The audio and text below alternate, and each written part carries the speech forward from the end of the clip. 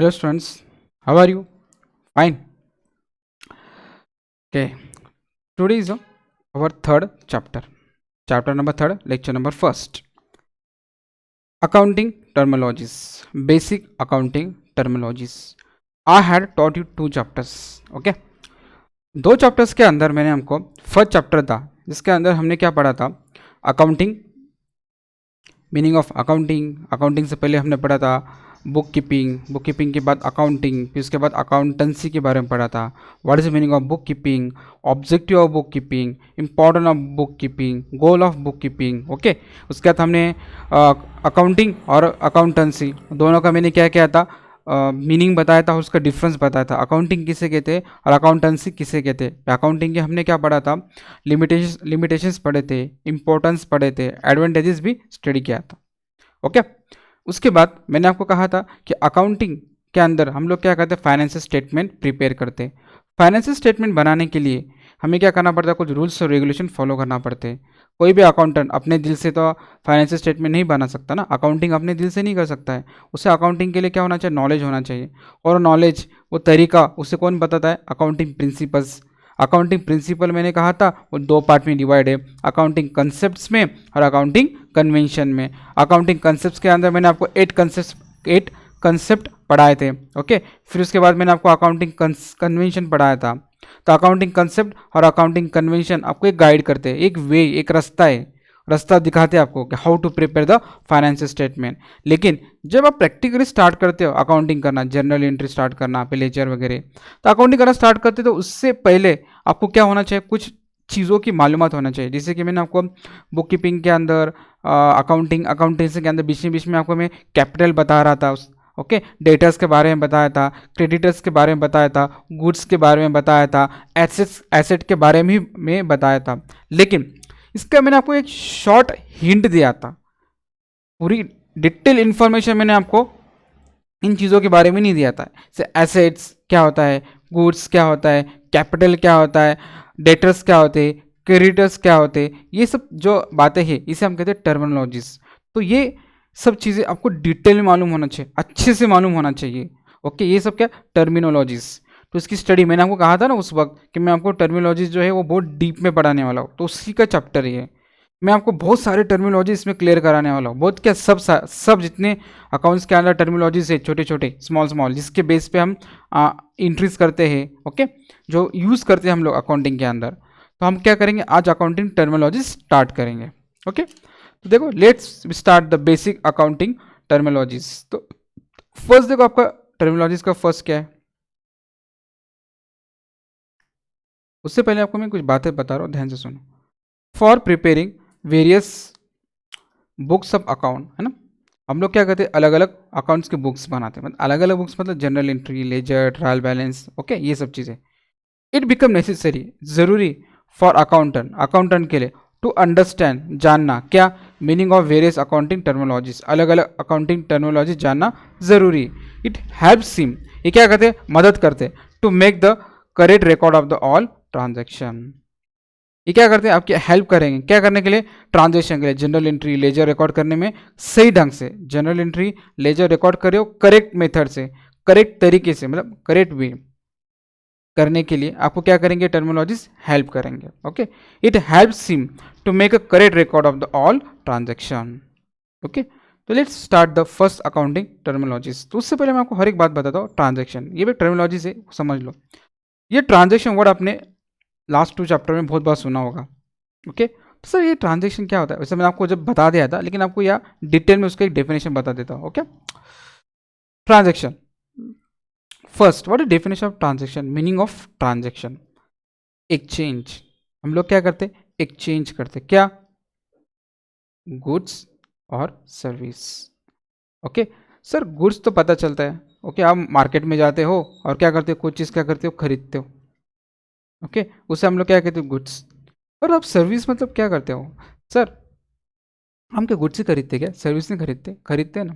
Sir कैसे, hotel में गए तो होटल वाला आपको क्या करता है, रूम देता है, रूम सर्विस देता है ना होटल के अंदर, तो रूम की सर्विस होगी।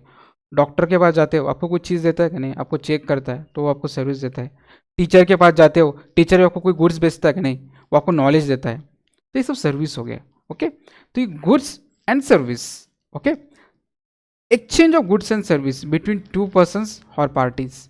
अब दो पर्सन, सपोज मैं हूँ, मैं मार्केट में गया, मैंने क्या क्या गुड्स खरीदा, कोई भी चीज़ खरीद ली, क्या खरीदना था, बुक खरीदने गया, बुक खरीद लिया, उसने मुझे बुक दिया और बदले में मैंने उसको क्या दिया, मनी। कंसिडरेशन मतलब मुबदला, उसके बदला, उसको हम कंसिडरेशन कहते हैं, ओके। तो उसको कंसिडरेशन मैंने क्या दिया, मनी दिया, गुड्स खरीद लिया और बदले में उसको मैंने मनी दे दिया, तो ये क्या हुआ, ट्रांजेक्शन। तो ट्रांजेक्शन किस में, दो या दो से अधिक व्यक्ति में हो सकता है, ओके, उसे हम कहते हैं two persons, okay, is known as transaction. तो exchange of goods and service, service मतलब मैं गया टीचर के पास, मैं भी कोई टीचर हूँ, मेरे पास कुछ स्टूडेंट आए, उसने मुझे क्या दिया, पैसे दिया, मैंने उसको बदले में अकाउंट पढ़ा दिया, तो मैंने उसको क्या दिया, सर्विस दिया ना, वो भी क्या हुआ, ट्रांजेक्शन हुआ। तो आप गुड्स का या सर्विस का एक्सचेंज करते हो मनी के बदले, ओके, तो that is called as a transaction. चलो ट्रांजेक्शन को मैं हम थोड़ा और अलग ढंग से बताता हूँ। Any dealing of business, okay, business की डीलिंग करते हो, that involving buying and selling of goods and service in exchange of value may be called as a business transaction. वही बात हुई ना, डीलिंग ऑफ बिजनेस, आप बिजनेस की deal करते हो, that involve buying and selling of goods and service in exchange of value, value मतलब money, वही बात है, ऊपर के बाद थोड़ा सा घुमा फिरा के आ गया। आप क्या करते हो, बाइंग या सेलिंग करते हो, खरीदते हो या बेचते हो, खरीदी करना बेचना, काय का, किसको बेचना, किसको खरीदी करना, गुड्स को सर्विस को, किसके बदले में, पैसों के बदले में, इन एक्सचेंज ऑफ वैल्यू, वैल्यू मतलब मनी। आप क्या कर रहे हो, बाय कर रहे हो मतलब खरीदी कर रहे हो, या फिर सेल कर रहे हो, किसको किसको खरीद रहे हो, किसको सेल कर रहे हो, गुड्स को। कॉमन सेंस है ना, मैं अगर कोई चीज़ परचेस कर रहा हूँ तो मैं क्या कर रहा हूँ, बाय कर रहा हूँ, तो सामने वाला क्या कर रहा है, सेल कर रहा है, किस चीज़ को सेल कर रहा है, गुड्स को, ओके। समझ में आ रहा है, किसके बदले में, वैल्यू के बदले में, दिख रहा है ना, इन एक्सचेंज ऑफ वैल्यू। या फिर मैं बाइंग कर रहा हूँ या सेलिंग कर रहा हूँ, क्या सेलिंग कर रहा हूँ, सर्विस। मेरे पास कोई बंदा आया, कोई स्टूडेंट आया, मैंने क्या किया, उसको सर्विस सेल किया, टीचिंग क्या मतलब क्या, सेल किया, ओके, बदले में उसने मुझे पैसे दे दिया, तो मैंने क्या किया, ट्रांजेक्शन किया, okay. Any dealing of business, मैं क्या कर रहा हूँ, बिजनेस कर रहा हूँ, इन्वॉल्विंग क्या, बाइंग एंड सेलिंग क्या, goods and service in exchange of value is called as transaction. समझा, ओके। अब और थोड़े अलग ढंग से सुन लो, वेन कॉमोडिटी और सर्विस। अब कॉमोडिटी का मतलब भी होता है गुड्स, गुड्स को ही अलग नाम से सिमिलर वर्ड क्या बोला है, कॉमोडिटी, ओके। कॉमोडिटी और service is exchange for money और मनी इज वर्थ, वही बात हुई ना, गुड्स को बेचो या खरीदी करो, किसके बदले में, मनी के, इज कॉल्ड एज ट्रांजेक्शन। आप मार्केट में जा रहे हो, गुड्स खरीद रहे हो, मुँह बदले में उसको क्या दे रहे हो, पैसे दे रहे हो, तो मतलब आपने क्या किया, ट्रांजेक्शन किया। Every day in business something is purchase और समथिंग इज सोल्ड, है ना, बिजनेस के अंदर हर दिन कुछ ना कुछ खरीदता है, कुछ ना कुछ बेचता है। समझ लो मेरी शॉप ही, किसकी, ग्रोसरी शॉप, किराना की दुकान है, ओके। मैं किसी से माल परचेस करता हूँ, मतलब बाइंग करता हूँ, गुड्स खरीदता हूँ, किराना खरीदता हूँ तो गुड्स खरीदता हूँ, मैं उससे माल क्या कर रहा हूँ, गुड्स क्या कर रहा हूँ, परचेस कर रहा हूँ, बदले में मैंने उसको पैसे दिया, तो मैंने क्या किया, ट्रांजेक्शन किया, ओके। और वही गुड्स मैंने किसी कस्टमर को और बेच दिया, मतलब मैंने क्या किया, सेल किया, ओके। तो उससे बदले में मैं क्या ले रहा हूँ, पैसे ले रहा हूँ। तो मेरे बिजनेस में क्या हो रहा है, समथिंग इज परचेस, मैं कुछ परचेस करता हूँ, कुछ सोल्ड करता हूँ। And this types of exchange of goods, ये जो गुड्स का एक्सचेंज होता है किसके बदले, money and money is worth is called as transaction. So कि एक बात, खरीदी करना बेचना, बेचना या खरीदी करना, किसके फॉर्म में, मतलब खरीदी करते हो, बेचते हो या खरीदी करते हो, किसके बदले, मनी के बदले, इज कॉल्ड एज ट्रांजेक्शन। समझ में आया, ओके। ये हो गया आपका फर्स्ट। अब जो ट्रांजेक्शन है दो तरीके के, क्या है, ट्रांजेक्शन दो तरीके के, okay. Transaction, transaction are divided into two parts, first है मॉनेटरी ट्रांजेक्शन, सेकंड है non monetary transaction. Sir monetary transaction मतलब क्या, पैसों के बदले, गुड्स एक्सचेंज कर रहे हो, किसके बदले, मैं गया स्टेशनरी शॉप में, मैंने वहाँ कोई पेन खरीद लिया, एक अच्छा वाला पेन खरीद लिया, मैंने पेन खरीदा मतलब गुड्स खरीद लिया, बदले में उसको क्या दिया, मनी, तो मेरा ट्रांजेक्शन को हम क्या कहेंगे, मॉनेटरी ट्रांजेक्शन। एक होता है non monetary transaction, non monetary transaction मतलब मैं गया इधर स्टेशनरी शॉप में, मैंने क्या खरीदा, पेन खरीद लिया, और बदले में उसको पैसे नहीं दिया, मैंने कुछ चीज़ दे दी, कोई गुड्स दे दिया, पेन के बदले उसको मैंने स्टेपलर दे दिया, मैंने सर आप स्टेपलर रख लो और बदले में मुझे क्या कर दो, पेन दे दो। ऐसा होता है क्या अभी के ज़माने में, नहीं, ये पहले होता था, मनी के इवोल्यूशन से पहले, उससे इसको बोलते नॉन मॉनेटरी ट्रांजेक्शन। और नॉन मॉनेटरी ट्रांजेक्शन मतलब क्या, कॉमोडिटी के बदले कॉमोडिटी, गुड्स के बदले गुड्स, उसको हम बोलते हैं बार्टर ट्रांजेक्शन। क्या बोलते हैं इसको? Barter transaction. ओके, इसको ज़रा बाजू में रख दो। आप ये याद रखो, मॉनेटरी ट्रांजेक्शन ये दो पार्ट में डिवाइड होता है, एक कैश ट्रांजेक्शन में और एक क्रेडिट ट्रांजेक्शन में। याद रखो, अकाउंटिंग के अंदर क्या क्या मैंने, अकाउंटिंग के अंदर आपको यही करना है, अकाउंट्स के अंदर यही मॉनेटरी ट्रांजेक्शन मतलब कैश ट्रांजेक्शन और क्रेडिट ट्रांजेक्शन। मॉनेटरी ट्रांजेक्शन में क्या, कैश ट्रांजेक्शन और क्रेडिट ट्रांजेक्शन। इसी केस पे आपका अकाउंटिंग टिका हुआ है। मतलब इस क्यों? क्योंकि हम अकाउंट के अंदर, ये मैंने आपको पहले बता दिया था, मनी मेजरमेंट कंसेप्ट, वो क्या कहता है, हम वही एंट्री क्या करेंगे, रिकॉर्ड करेंगे जो किस में हो, मनी के फॉर्म में हो।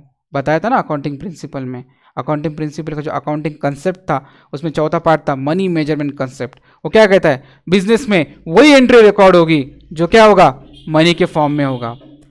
समझ में आ रहा है? Non monetary transaction is not allowed in the accounting.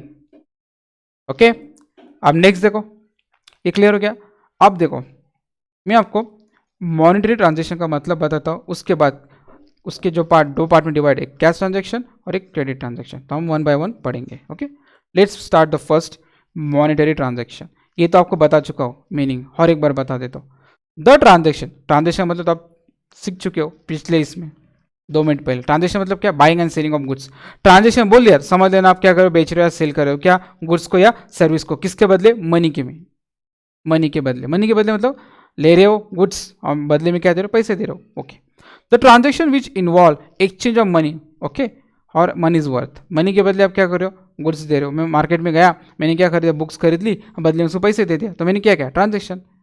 Directly और indirectly are called as a monetary transaction. Only monetary transaction are recorded in the books of account. ये बात तो मैंने आपको पहले ही बताया था। मॉनेटरी जो ट्रांजेक्शन आप पैसों में करोगे वही ट्रांजेक्शन को आप रिकॉर्ड करोगे। फ्री वाला ट्रांजेक्शन, बार्टर सिस्टम वाला ट्रांजेक्शन अकाउंट में रिकॉर्ड नहीं होता है। ये कौन बताता है आपको, मनी मेजरमेंट कंसेप्ट। समझ में आया? तो फर्स्ट मॉनेटरी ट्रांजेक्शन एक किस में डिवाइड है, एक कैश ट्रांजेक्शन में और एक क्रेडिट ट्रांजेक्शन में। तो कैश ट्रांजेक्शन मतलब क्या, सुनो, अ business transaction in which cash is paid or received immediately is known as a cash transaction. Business transaction in which cash is paid, मैं क्या करो, आप भी परचेस किया गुड्स और तुरंत उसको पैसे दे दिया, तो उसको हम बोलते हैं cash transaction. When exchange of commodity और सर्विस, ओके, मैं कहा गया, डॉक्टर के पास गया, डॉक्टर ने मुझे चेक किया, बदले में उसको पैसे दे दिया, कैश ट्रांजेक्शन, मतलब सर्विस दिया ना उसने। होटल में क्या, एक दिन मैंने बुक रूम करी, बुक एक दिन के लिए मैंने एक रूम को बुक कर लिया और तुरंत पैसे दे दिया, कैश ट्रांजेक्शन, सर्विस के लिए है ना। टीचर के पास गया, एक बंदा मेरे पास आया, उसको मुझे कुछ, उससे मुझे कुछ उसको सीखना था मुझसे, एक दिन के लिए आया, 2 दिन के लिए, 3 दिन के लिए, उसे तुरंत पैसे दे दिया मुझे। समझ में आ रहा है? तो क्या हुआ, मैंने उसको सर्विस दिया, तो सर्विस के बदले उसने मुझे क्या दिया, कैश दे दिया, तुरंत पैसे दे दिया। कैश मतलब क्या, तुरंत पैसे देना। Okay, when exchange of commodity और service take place for cash और मनी इज पेड इमीडिएटली, तुरंत, immediately is called as cash transaction. Third देखो, पेमेंट और रिसिप्ट ऑफ कैश, याद रखो, और चेक। किसी ने मेरे पास आया, ओके, मैं सर्विस दे रहा हूँ, मैं टीचर हूँ, कोई स्टूडेंट मेरे पास आया 4 डेज़ के लिए, उसने कहा सर मुझे अकाउंट सिखा दो। अकाउंट तो 4 डेज़ में नहीं सिखा पाऊंगा, लेकिन उसने कहा सर मुझे बेसिक अकाउंटिंग नहीं आता, थोड़ा सा बता दो ना। तो मेरे पास 4 दिन आया, उसको मैंने बेसिक अकाउंटिंग पढ़ा दिया और उसने तुरंत मुझे क्या कर दिया, चेक से 1000 दे दिया। अब तुरंत दे रहा है ना, तो याद रखो कैश ट्रांजेक्शन मतलब ये नहीं कि आपको तुरंत पैसे, आपको पैसे कैश में दे रहा है, नोट में नहीं, कैश ट्रांजेक्शन चेक में भी हो सकता है। समझ में आ रहा है? आया तुरंत क्या कर दिया उसने, मुझे पैसे दे दिया, तो आपका क्या हो गया वो। ओके, तो कैश ट्रांजेक्शन 2 में होते हैं, एक कैश में या चेक में। मेरे पास कोई आया पढ़ने के लिए, 1 महीने के लिए आया, ओके, उसने मुझे तुरंत पैसे दे दिया, वो चेक के फॉर्म में। 8 दिन उसने मेरे से पढ़ाई की, अकाउंटिंग सीखने आया, तो 8 दिन के पैसे उसने एक आज ही दे दिया मुझे तुरंत, आज ज्वाइन किया क्लास, आज पैसे दे दिया, वो भी कैसे, चेक में दिया। तो मेरा कैश ट्रांजेक्शन नहीं हुआ, चाहे वो चेक में दो या कैश में दो, लेकिन जो पेमेंट आपको इमीडिएटली मिलता है, okay, doesn't matter the person who have to pay the cash और इन अ चेक, कोई फर्क नहीं पड़ता कैश में कर रहा है या वो चेक में कर रहा है। ओके, समझ में आ रहा है? तो पेमेंट आपको होता है, जो पेमेंट मतलब पैसे जो आपको मिलते हैं वो कैश में हो या चाहे चेक में हो, लेकिन वो इमीडिएटली अगर मिल रहे तो हम उसको कैश ट्रांजेक्शन कहेंगे, चाहे फिर वो चेक के फॉर्म में मिल रहे हो चाहे फिर कैश के फॉर्म में मिल रहे हो। ओके, देखो, पेड सैलरी और वेजेस 5000 हो गया आपका कैश ट्रांजेक्शन। मैंने आपने क्या किया, किसी को पे कर दिया सैलरी 5000 रुपये। Purchase of machinery on cash, मैं गया मार्केट में, कुछ मशीन चाहिए थी मेरे बिजनेस के लिए, मैंने परचेस किया, तुरंत उसको 20,000 रुपये दे दिया, तो हो गया मेरा कैश ट्रांजेक्शन। गुड मैंने सोल्ड किया, ओके, मेरा क्या वाटर बॉटल का बिजनेस है, मैंने तुरंत गुड सोल्ड किया, मतलब मैंने उसको कोई वाटर बॉटल बेच दिया, बदले में उसे तुरंत मुझे क्या कहते हैं पैसे दे दिया, वो 10,000, तो मैं उसे क्या कहूँगा कैश ट्रांजेक्शन। अब क्रेडिट उसके अपोजिट है। सर क्रेडिट ट्रांजेक्शन मतलब क्या, ध्यान से सुनो, वही बात है, कैश में जो है वही क्रेडिट में, लेकिन क्रेडिट में एक फ़र्क है। वेन गुड्स और सर्विस, आप क्या करो, गुड्स और सर्विस, समझ में आ रहा है मैं क्या बता रहा हूँ, गुड्स और service are exchange for money, या मनी में होता है, लेकिन payment of cash is made on future date is called as a credit transaction. मेरे पास एक स्टूडेंट आया, उसने कहा सर मुझे अकाउंटिंग नहीं आता है, मुझे अकाउंटिंग पढ़ाओ, बेसिक नहीं आता है, मुझे बेसिक सीखना है 10 दिनों के लिए। बोला ठीक है, लेकिन सर मैं आपको पेमेंट है ना अभी नहीं दूंगा, नेक्स्ट मंथ में दूंगा, मेरे पास पैसों की बहुत तंगी है, अभी फाइनेंशियल प्रॉब्लम चल रहा है लॉकडाउन में। तो मैंने कहा भाई ठीक है, तेरे को मैं ऑनलाइन पढ़ा देता हूँ 10 दिन, ओके 10 दिन बाद। तो वो कहता ठीक है सर, लेकिन मैं आपको पैसे कब दूंगा, नेक्स्ट मंथ में दूंगा। तो उस महीने उसको 10 डेज से पढ़ा दिया, और 1 महीने बाद मुझे पैसे देने वाला, मतलब कब देने वाला हो मुझे, वो फ्यूचर डेट में। मैं उसको क्या दे रहा हूँ, सर्विस दे रहा हूँ। तो ये ट्रांजेक्शन कैसा क्रेडिट में होगा ना, तुरंत ना पैसे दे रहा है मुझे, 1 महीने बाद देखा, वही मैं कह रहा हूँ ना, आप ट्रांजेक्शन कर रहे हो मतलब आप सर्विस दे रहे हो, ओके, पैसों में दे रहे हो, यस आज ना कल आप पैसे लेने वाले हो, लेकिन वो पैसे कब मिलेंगे, फ्यूचर में, आज नहीं मिलने वाले, जब मिलेंगे अभी तो नहीं मिल रहा। तो मैं जो ट्रांजेक्शन कर रहा हूँ कैसे करो, क्रेडिट में कर रहा हूँ, कैसे करो, क्रेडिट में। या फिर मैं गुड्स खरीदने गया, क्या खरीदने गया, गुड्स, क्या खरीदने जा रहे हो, सर मैं कैलसी खरीदने गया, कैलकुलेटर, मेरे एग्जाम से मैं कैलकुलेटर खरीदने दुकान में गया, मेरे पहचान वाले अंकल है, उनसे मैंने 500 का कैलसी परचेस किया, और उससे कहा सर अब ये 500 तो मैं कल से लेके जा रहा हूँ, लेकिन इसके पैसे मैं आपको 10 दिन बाद दूंगा। तो अब ये केस में वो जो शॉपकीपर था, कैलसी से बेचने वाला, उसने ट्रांजेक्शन किया, उसने क्या किया, सेल किया गुड्स को, लेकिन कैश में क्या किया, नहीं, क्यों, क्योंकि मैंने कहा उसे कि मैं पैसे 10 दिन बाद दूंगा। तो ये ट्रांजेक्शन को आप क्या कहेंगे, क्रेडिट ट्रांजेक्शन, ओके। अब देखो next, credit transaction is one in which cash is not paid और received immediately at the time of transaction. Credit transaction मतलब क्या, आप ट्रांजेक्शन कर रहे हो, मैं क्या कहा वो शॉप में, मैंने कहा उसको मुझे कैलसी दो, तो ये ट्रांजेक्शन में कर रहा हूँ, तो ट्रांजेक्शन के वक्त में अगर पैसे दूंगा तो उसे कहेंगे कैश ट्रांजेक्शन। लेकिन ट्रांजेक्शन हो गया, मैंने कैल से लेके आया, अब मैं कहूँगा सर अब मैं आपको 1 महीने बाद पैसे दूंगा क्योंकि मेरे पास अब पैसे नहीं, तो उस ट्रांजेक्शन को हम क्या कहेंगे, क्रेडिट ट्रांजेक्शन। मतलब क्रेडिट ट्रांजेक्शन के क्या होता है, इमीडिएटली पेमेंट आपको नहीं मिलता है। इट इज़ अ पेड, वो कब पेड होता है, रिसीव्ड यानी मिलता कब, लेटर डेट, लेटर मतलब फ्यूचर में, मैं पे करूँगा तो ओके, और उसको रिसीव्ड होगा, तो पेड और रिसीव्ड, ये तो पे किया जाएगा या रिसीव किया जाएगा कब, फ्यूचर में। समझ में आ रहा है, यस और नो।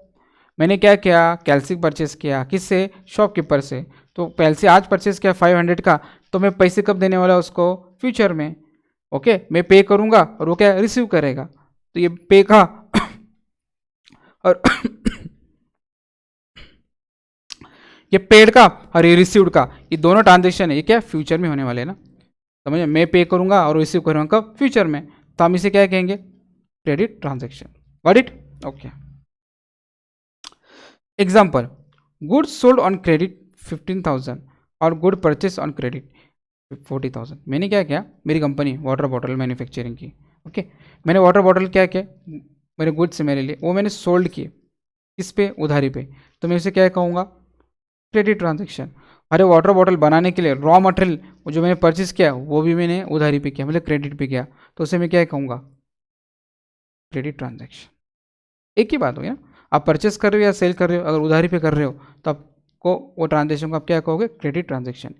या फिर आप परचेस कर रहे हो, सेल कर रहे हो, किसके ऊपर, कैश के ऊपर, तो आप क्या कहोगे उसे, cash transaction, okay. Next note, आप क्या करते हो, ये ट्रांजेक्शन आप जो करते हो ना, इसके आप एंट्री मारते हो, मतलब बुक के अंदर लिख के रखते हो।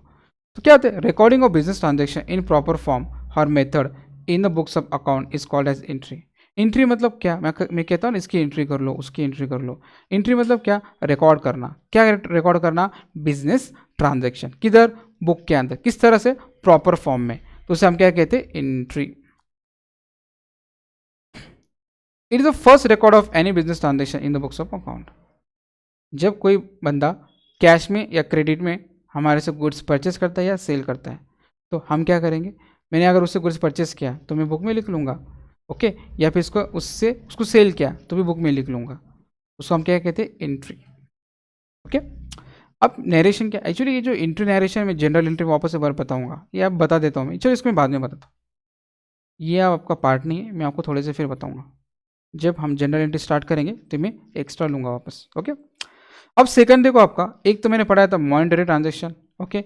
मॉनेटरी ट्रांजेक्शन दो पार्ट में डिवाइड थे, एक कैश में और एक क्रेडिट में। मैंने कैश का मतलब भी बता दिया और क्रेडिट का मतलब भी बता दिया। अब सेकंड है नॉन मॉनेटरी ट्रांजेक्शन। ये नॉन मॉनेटरी ट्रांजेक्शन क्या है, the transaction which doesn't involve और एक्सचेंज ऑफ मनी और मनी इज वर्थ डायरेक्टली और indirectly is called as a non monetary transaction. मतलब ये ट्रांजेक्शन के अंदर पैसे इन्वॉल्व होते ही नहीं है। क्या बोला मैंने, ये ट्रांजैक्शन के अंदर पैसों का कोई काम ही नहीं। Non monetary transaction are not recorded in the books of account. और ये क्या होता है, exchange of one things against another things, एक चीज़ के बदले दूसरी चीज़, that is called barter system. मैंने क्या किया, मैंने कहा अंकल, दुकान में गया, जो सामने वाला जो अंकल थे उनको कहा मैं आपसे कैलसी लेता हूँ 500 का, हर बदले में मेरा आपको मोबाइल दे देता हूँ, जुना वाला मोबाइल आप रख लो और बदले में कैसे दे दो। तो मैंने पैसे दिया क्या, नहीं, गुड्स के बदले गुड्स, ये लिखा है ना, exchange of one things against another things. एक चीज़ मतलब क्या थी, गुड्स, एक गुड्स क्या थी मेरी, कैलसी, जिससे मैंने उनसे ले लिया, और अनदर थिंग्स मतलब क्या, उनको मैंने क्या दे दिया, मेरा मोबाइल दे दिया। तो यह गुड्स के बदले गुड्स एक्सचेंज हो रहा है, तो हम उसे कहते हैं बार्टर सिस्टम। और बार्टर सिस्टम ये मॉनेटरी ट्रांजेक्शन में नहीं आती, इसीलिए ये अकाउंटिंग का पार्ट नहीं है। समझ में आ रहा है, यस और नो, समझ में आया, ओके। तो अब मैंने आपको पहले क्या accounting term, basic accounting terminologies में पहले आपको मैंने बताया था क्या ट्रांजेक्शन का मतलब क्या होता है, ओके। ट्रांजेक्शन के बाद हमारा जो फर्स्ट पॉइंट था वही था, ये ट्रांजेक्शन किस में आता है, एक तो कैश में आता है, एक तो मॉनेटरी ट्रांजेक्शन, एक non monetary transaction. Non monetary transaction को भूल जाओ, वो आपके अकाउंट में है ही नहीं। हमने पढ़ा था मॉनेटरी ट्रांजेक्शन, मॉनेटरी ट्रांजेक्शन में आता है कैश ट्रांजेक्शन और एक आता है क्रेडिट ट्रांजेक्शन। मैंने आपको कैश ट्रांजेक्शन का मतलब भी बता दिया और क्रेडिट ट्रांजेक्शन का मतलब भी बता दिया। अब हमारा सेकंड जो अकाउंटिंग टर्मिनोलॉजी से वो है गुड्स। मैंने सर गुड्स गुड्स गुड्स क्या है, ये गुड्स गुड्स क्या है, ये गुड्स गुड्स क्या है, गुड्स गुड्स के बारे में बहुत बार बताया था, लेकिन गुड्स का मतलब ही नहीं बताया था। बात शायद मैंने आपको शॉर्ट में बताया होगा, लेकिन यहाँ गुड्स का मैं आपको बहुत डीप में मतलब बताने वाला हूँ, ओके। इसके बाद आपकी गुड्स की मालूमात थी, मतलब आपको गुड्स के बारे में सब इन्फॉर्मेशन हो जाएगी, okay. Second is the goods. क्या है ये गुड्स, देखो ध्यान से सुनो, वो चीज़ हमारा डायलॉग फिक्स रखने का, वो चीज़ जो सेलिंग के पर्पज से या मैन्युफैक्चर के पर्पज से खरीदी की जाती है, मतलब की जाती है।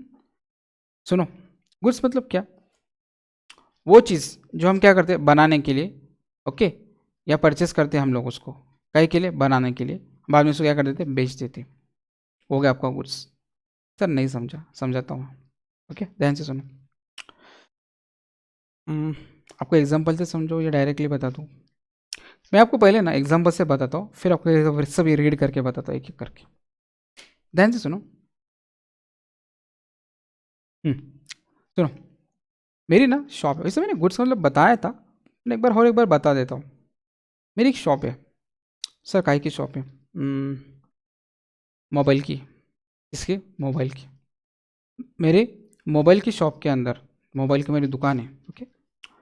मोबाइल की दुकान में मैं क्या करता हूँ, अलग अलग टाइप डिफरेंट मॉडल के मोबाइल रखता हूँ, ओके। तो मेरा काम क्या है, मार्केट से मोबाइल परचेस करना और कस्टमर को बेच देना। तो मोबाइल बेचना और ख़रीदना मेरा काम है, ओके।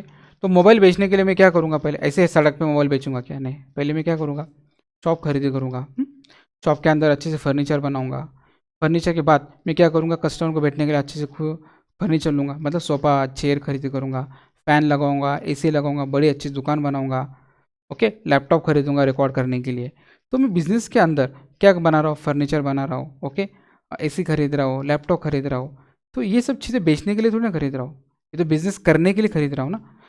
अच्छा, अगर मेरा शॉप रहा, कस्टमर को मैं अच्छी सर्विस दूंगा, तो कस्टमर को अच्छी सर्विस देने के लिए आपको क्या करना पड़ेगा, दुकान को अच्छे से बनाना पड़ेगा ना। आपने क्या अच्छे से कस्टमर को गर्म ना हो, तो आपने क्या बनाया, आपने क्या इन्वेस्ट, आपने परचेस क्या किया, एसी खरीद लिया, ओके, फ़ैन खरीद लिया, ओके, अच्छे से बिल बनाने के लिए, रिकॉर्ड करने के लिए आपने एक लैपटॉप कंप्यूटर खरीद लिया, जो भी हो, ओके।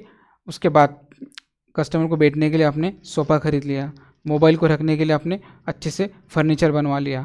तो ये सब इन्वेस्ट कर रहे हो, बेचने के लिए कर रहे हो कि नहीं? फर्नीचर ओके, वो सोफ़ा, वो एसी आप बेचोगे क्या? नहीं, वो तो आप सर्विस देने के लिए खरीदी कर रहे हो। ओके, तो वो गुड्स नहीं हुए, वो क्या हुए? एसेट हुए। वो क्या हुए? एसेट। तो गुड्स किसे कहते हैं? सर ये मोबाइल, ये सब तमाशा किस लिए कर रहा हूँ मैं? दुकान बना रहा हूँ, क्या कर रहा हूँ? एसी खरीद कर रहा हूँ, क्यों? क्योंकि मुझे क्या करना है? मोबाइल बेचना है ना। मोबाइल की दुकान है, मेरी मोबाइल का शॉप है, तो मैं क्या करूँगा? डिफरेंट डिफरेंट मॉडल की मोबाइल लाऊंगा और बेचूंगा, रोज़ परचेस करूँगा, रोज़ सेल करूँगा। तो मोबाइल शॉप में मेरे लिए गुड्स क्या हो गए? मोबाइल हुआ। उसी तरह से मेरी अब दुकान है, मोबाइल की नहीं है, इसी दुकान है, जनरल जनरल स्टोर से, मतलब इसी जनरली इलेक्ट्रॉनिक एप्लीकेंसेस बेचता हूँ। तो इलेक्ट्रॉनिक चीज़ें में मैं क्या बेचता हूँ? मेरा ये एसी की दुकान है, मैं एसी बेचता हूँ। ओके, उसके अंदर मैं वॉश मशीन बेचता हूँ, फ्रिज बेचता हूँ। तो ये वॉश मशीन, फ्रिज, एसी, ये मैं क्या करता हूँ? परचेस करता हूँ, सेल करता हूँ, परचेस करता हूँ, सेल करता हूँ। तो वॉश मशीन हो गया, एसी हो गया, फ्रिज हुआ, ये आपके लिए क्या हुआ? गुड्स हो गया। क्या हो गया? ये गुड्स हो गया। मतलब जो चीज़ आप लेने के, जो चीज़ आप मैन्युफैक्चरिंग के लिए या फिर बनाने के लिए परचेस करते हो, बाद में उसको सेल करते हो, तो आपका गुड्स हुआ। ओके, अब आगे की पूरी बातें मैं आपको थोड़ा रीड करके बताता हूँ। समझ में आ रहा है? यस और नो? ओके, देखो, और कॉमोडिटीज मतलब क्या? वस्तुएं, चीज़ें, गुड्स और आर्टिकल, थिंग्स, ये तीनों का एक ही मतलब, commodities, goods, article, things. Okay, in which trader deals, जिसमें ट्रेडर क्या करता है? डील्स करता है। जैसे मेरे अगर कभी मोबाइल की शॉप है, मैं क्या करता हूँ? मोबाइल बेचता हूँ और खरीद करता हूँ, मतलब क्या करता हूँ? डील्स करता हूँ। Are called as a goods. तो मेरी दुकान में मेरे लिए, मेरी अगर किसकी दुकान है? मोबाइल की, तो मेरा गुड्स क्या हो गया? मोबाइल हो गया। समझ में आ रहा है? जैसे एग्जाम्पल देखो, मेरी एक फर्नीचर की शॉप है जिसमें मैं टेबल, चेयर क्या करता हूँ? बेचता हूँ, खरीदी करता हूँ और बेचता हूँ, परचेस करता हूँ, सेल करता हूँ। तो मेरा चेयर, टेबल्स, फर्नीचर जो भी हो, मैं वो क्या करता हूँ? परचेस करता हूँ, सेल्स करता हूँ। तो ये केस में टेबल और चेयर मेरे लिए क्या हो गए? गुड्स हो गए।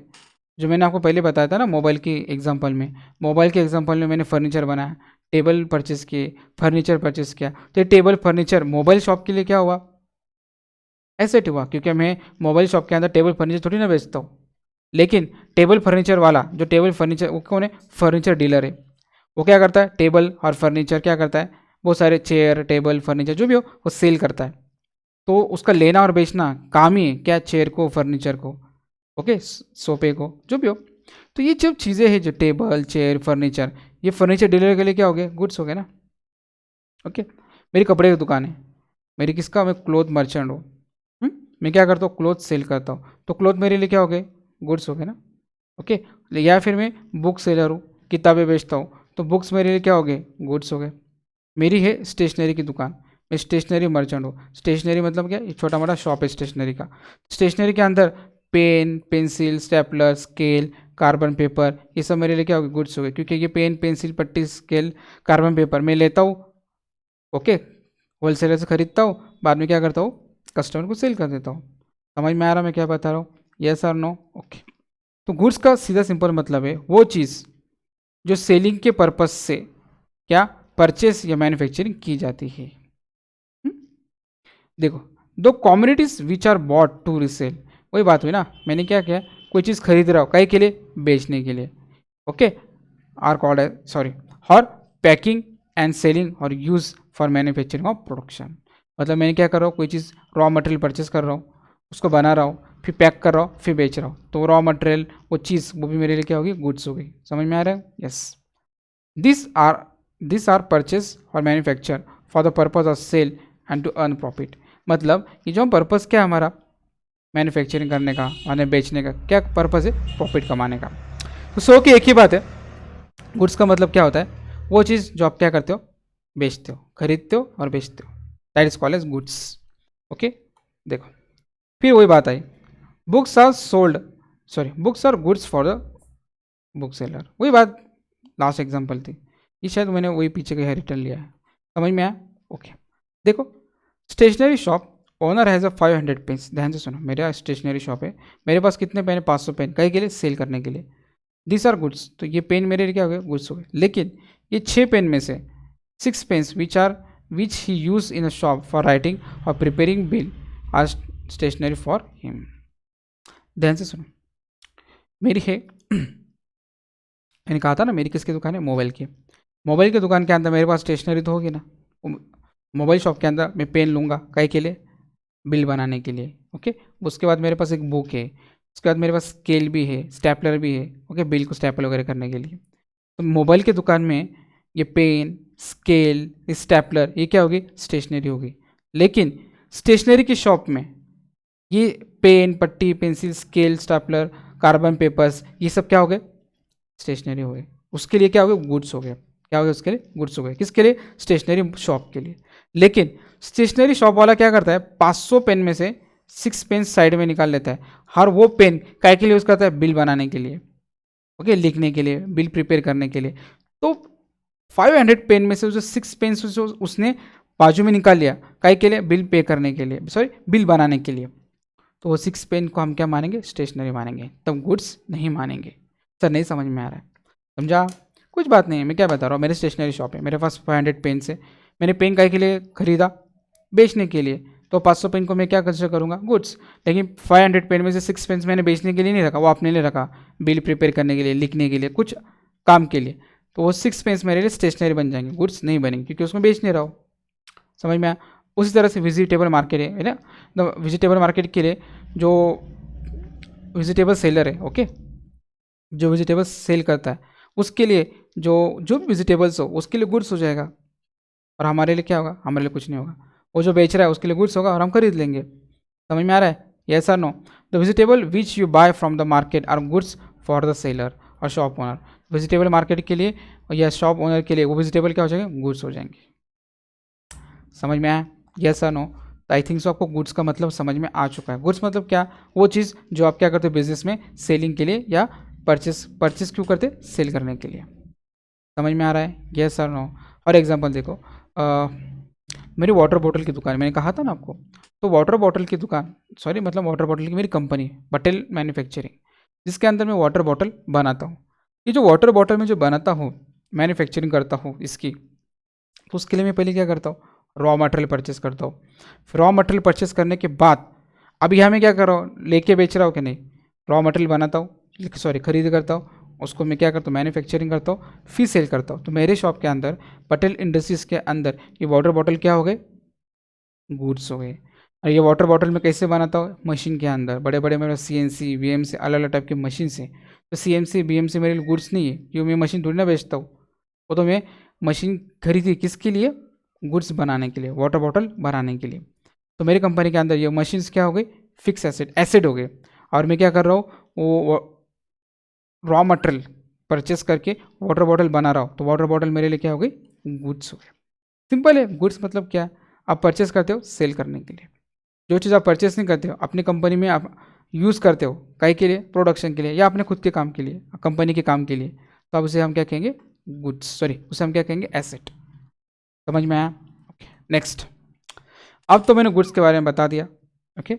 अब हम लोग पढ़ेंगे थर्ड एसेट। गुड्स समझ में आया, वो चीज़ें जो आप परचेस करते हो काहे के लिए, सेल करने के लिए, उसे हम क्या कहेंगे, गुड्स। अब एसेट उसका अपोजिट है। एसेट्स का मतलब क्या, ध्यान से सुनो। Assets and its types. Asset, जो चीज़ अपनी खुद की है वो एसेट है। क्या कहा मैंने, जो चीज़ अपनी खुद की है वो क्या है, एसेट है। सर जो चीज़ अपनी खुद की है वो एसेट है मतलब क्या, ध्यान से सुनो। The property of any kind own by businessman is called as asset. The ownership of the asset must be within the business unit, with the business unit. Asset is a realisable. बताऊंगा एक एक करके, सुनो ध्यान से। जो चीज़ अपनी खुद की है वो एसेट है। ये मेरा पेन है, ये मेरा खुद का है, ये मेरा एसेट है। ये मेरा मोबाइल है, दिख रहा है, ये मेरा मोबाइल खुद का है, ये मेरे लिए क्या हो गया, एसेट्स हो गया। जो चीज़ मेरी खुद की कंपनी के अंदर, चाहे स्टेपलर क्यों ना हो, स्टेपलर हो गया, छोटी मोटी चीज़ के बारे में मतलब, बड़ी चीज़ तो आपका एसेट ही है, छोटी चीज़ भी आपकी एसेट है। वो बात अलग है, एसेट जो छोटा है तो आप बैलेंस शीट में हम लिखते नहीं, छोटा छोटा मतलब स्टेपलर, कैल्सी, ये बहुत छोटे छोटे आइटम्स, वो एसेट तो है लेकिन हम बैलेंस शीट में लिखते कि नहीं। मैंने अभी आपको बताया था ना लास्ट कंसेप्ट के अंदर ही, ओके, उसको मर्ज कर देते हैं। समझ में आ रहा है। तो हर चीज़ जो आपकी है उसको हम क्या मानेंगे, एसेट मानेंगे। क्या मानेंगे उसको, एसेट। अब कंपनी के अंदर बड़े बड़े मशीन्स होते हैं वो आपके एसेट है, ओके। वो जो लैंड है वो आपके एसेट से, समझ में आ रहा है। कंप्यूटर है वो आपका एसेट है, स्टेशनरी वो शायद खर्चा हो, लेकिन उसको हम थोड़े लिए मान लेंगे एसेट है। समझ में आ रहा है मैं क्या बता रहा हूँ? एसेट बहुत अलग अलग तरीके की होती है, मैं आपको वन बाय वन एक्सप्लेन करते रहूँगा। अब ये एसेट जो है ना, ये रिलाइजेबल। सर रिलाइजेबल मतलब क्या? इसको आप बेच के क्या कर सकते हो, क्या कर सकते हो, बेच के क्या कर सकते हो, उसको पैसे वसूल कर सकते हो। तो आपका क्या हुआ, एसेट्स हुआ। एक बात हमेशा याद रखो, एसेट हर जगह अलग अलग हो सकता है। अब फर्नीचर की शॉप, सपोज मेरा मोबाइल की दुकान है, तो मोबाइल की दुकान में मेरा एसेट क्या हुआ, वो फर्नीचर, वो एसी, ओके, जो मैंने सोफ़ा बनाया वो मेरा क्या हुआ, एसेट हो गया। समझ में आ रहा है? अगर मेरी पटेल इंडस्ट्री के अंदर मेरे पास क्या है एसेट, सर मेरी लैंड है, वो मेरे एसेट हो गई। मैंने पटेल इंडस्ट्रीज के अंदर डिफरेंट डिफरेंट टाइप्स के मशीन्स परचेस किए, वो मेरा एसेट्स हो गया। कंप्यूटर है वहाँ मेरा, वो मेरा एसेट्स हो गया, जो मेरा अपना खुद का है। वहाँ मेरे पास एक ट्रक भी है, ओके, माल गुड्स लाने ले जाने के लिए, वो भी मेरा एसेट्स हो गया। ओके, जो चीज़ अपनी खुद की है मान लो आपका एसेट्स है। और एसेट रिलाइजेबल, रिलाइजेबल मतलब क्या, मैंने मशीन खरीदी 2 करोड़ की, 20 साल बाद उसको बेच दी, कितना मिला, 1 करोड़ मिला। 1 करोड़ तो नहीं मिले, मैं एग्जांपल ले रहा हूँ। तो जो चीज़ आप बेच के पैसे वसूल करते, थोड़ा बहुत पैसा उसका आता है, उसका हम बोलते हैं रिलाइजेबल। समझ में आ रहा है मैं क्या बता रहा हूँ? यस और नो? ओके, ध्यान से सुनो। देखो, furniture, okay, building, plant. Furniture तो पता है, कंपनी के अंदर आपके पास सोफा बना है, अपने चेयर है, ओके, आपका क्या हुआ, फर्नीचर हो गया। कंपनी की बिल्डिंग, वो आपकी एसेट हो गई। प्लांट आपका एसेट हो गया। मशीनरी, अलग अलग मशीनरी कंपनी में, वो एसेट हो गया। मोटर कार आपके कंपनी में, आपके पास कार है, ओके, या आपके पास बड़ी व्हीकल भी है, वो भी आपका क्या हुआ, एसेट हो गया। कंपनी की लैंड है, लैंड मतलब ज़मीन है, वो भी आपका एसेट हुआ। गुडविल और पैटर्न, ये आपको मैं थोड़े से फिर पढ़ाऊँगा, आएगा आगे, मैं फिर लिंक करा के पढ़ाऊँगा। फिलहाल याद रखो, गुडविल और पैटर्न ये भी क्या आपका एसेट ही है। एसेट क्यों है, क्या है, इसका मीनिंग क्या है, मैं आपको थोड़ी देर में बताऊँगा। कंपनी के अंदर आपका कंप्यूटर है, वो भी आपका एसेट हो गया। अब दूसरी मेन बात, मैंने यहाँ क्या बोला था, जो चीज़ अपनी खुद की है, मेरे पास पैसा है, कैश पड़ा है, 2 लाख मेरे पास अब भी पड़े, तो उसको मैं क्या मानूंगा, एसेट। और वैसे ही मेरे पास बैंक अकाउंट है मेरा, सपोज मेरे पास एक बैंक अकाउंट है, मेरे बैंक अकाउंट में 1 करोड़ 1 CR पड़े, मतलब मेरे बैंक अकाउंट में बैंक बैलेंस मेरा 1 CR है, वो भी मेरे क्या हुआ, एसेट हो। भला मेरे पास अभी नहीं, क्या हाथ में नहीं, लेकिन मेरे बैंक में है ना, मेरा तो अकाउंट है बैंक में। तो चाहे कैश में हो, ये लिखा ना, कैश और बैंक बैलेंस, ओके, बैलेंस मतलब पैसे, आपके पास जो पैसा है कैश में हो या बैंक में हो, वो आपका क्या हुआ, एसेट ही हुआ। अब मेन बात देखो, डेटर्स, ये बात बच्चों को समझती नहीं है, डेटर्स आपका एसेट क्या है। याद रखो, ये इसको मैं थोड़ा अलग से बताता हूँ, अभी बता देता हूँ, आगे भी बताऊंगा, अभी भी बता रहा हूँ। याद रखो, जिस बंदे से आपको पैसा आना है उसको हम एसेट ही मानते हैं। अभी हाथ से समझ लो क्या मैं क्या बता रहा हूँ, सुन लो मैं क्या बता रहा हूँ। एसेट बढ़ा तो डेबिट और एसेट घटा तो क्रेडिट, ये कहाँ से आ गया, एक रूल है, आगे आएगा। वो रूल समझने के लिए एसेट का मतलब मालूम होना चाहिए। तो एसेट यही समझ लो, जो चीज़ अपनी खुद की है वो आपका एसेट है।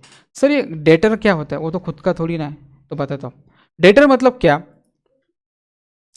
किसी को अपने गुड्स सेल किए, मेरा वाटर बॉटल का बिजनेस है, ओके, मैं वाटर बॉटल क्या कर रहा हूँ, सेल कर रहा हूँ, बेच रहा हूँ।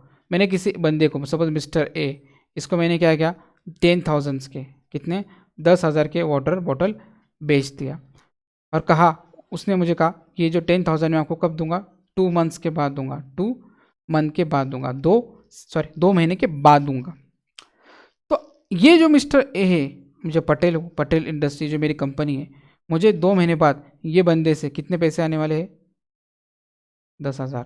तो जिससे पैसा लेना है उससे हम क्या कहते हैं, डेटर्स। डेटर्स जब आएगा तब मैं हाउ डीप में पढ़ाऊंगा। तो सर एसेट कैसे हुआ, तो एसेट मतलब क्या, एक बात और याद रखो, अगर आपको किससे पैसे आने वाला है, याद रखो, अगर आपको किससे पैसे आने वाले हैं तो वो बंदा भी आपके लिए क्या हो जाता है, एसेट हो जाता है। ओके, जैसा कैश और बैंक, वो भी एसेट है। क्यों, क्योंकि कैश में, कैश जो आपके पास पड़ी है मनी, वो भी आपका एसेट, क्योंकि आपका खुद का चीज़ है ना, एसेट, पैसा आपका खुद का है। और बैंक में जो आपका पैसा पड़ा है वो भी आपका खुद का है, जो चीज़ आपकी खुद की वो क्या हुई, आपकी एसेट हो गई। सो डेटर एसेट कैसी हुआ, सो डेटर से हमें पैसा आने वाला है, उससे डेटर एसेट हो गया। तो याद रखो, ये कैश, ये बैंक, ये डेटर्स, ये मशीन, ये बिल्डिंग, ये पैटर्न, ये गुडविल, ये लैंड, ये मोटर कार, ये सब आपके एसेट है, क्योंकि ये सब आपकी खुद की है। इसमें ये जो है बैंक बैलेंस, ये बैंक और कैश और डेटर, बाकी सब इंपॉर्टेंट है, वो बच्चों को समझ में आता है, लेकिन बैंक, कैश और रेटर ये समझ लो, क्योंकि आपका खुद का ही है, उसलिए आप इसको हम क्या कहेंगे, एसेट कहेंगे। जब मैं रूल्स पढ़ाऊंगा ना एसेट का, तब ये वापस आएगा वहाँ, तो शायद वहाँ मैं डीप में ना भी पढ़ाऊँ, तो आपके अच्छे से समझ में आना चाहिए। ओके, डेटर मतलब क्या, आपको किससे पैसा लेना है, पैसा लेना है तो आपका डेटर क्या हो गया, एसेट हो गया। ये बात आपको याद रखना है।